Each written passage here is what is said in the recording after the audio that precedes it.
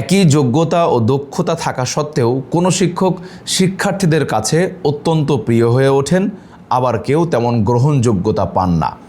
একই বিশ্ববিদ্যালয় থেকে স্নাতক সম্পন্ন করা দুই বন্ধুর একজন ইন্টারভিউ বোর্ডে নিজের যোগ্যতা প্রমাণ করতে পারেন, অন্যজন ব্যর্থ হয়ে ফিরে আসেন।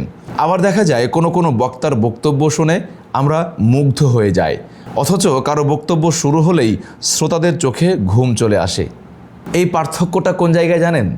এই পার্থক্যটা হচ্ছে নিজের উপস্থাপন ভঙ্গির উপরে। আপনি অনেক জ্ঞান অর্জন করেছেন, আপনি অনেক কিছু জানেন, কিন্তু সেইটাকে কীরকমভাবে ডেলিভারি করতে হয়, কীরকমভাবে হৃদয়গ্রাহী করে বর্ণনা করতে হয়, এই জিনিসটা আপনি শেখেননি, এই জিনিসটা আপনার মধ্যে কাজ করে না, এবং আপনি ভয় পান যে আপনার দর্শকরা কী ভাববে, আপনার শ্রোতারা কী ভাববে। এই ভাবা এবং এই ভীতি মনের মধ্যে থাকার কারণে এই জিনিসটাকে আপনি অন্যের সামনে ভালো মতো উপস্থাপন করতে পারেনি। তাহলে আমি আপনার জন্য সাজেস্ট করব এই সাবলীল উপস্থাপনা ও বক্তৃতা বইটি, যেইখানে আপনি একদম শুরু থেকে শিখতে পারবেন।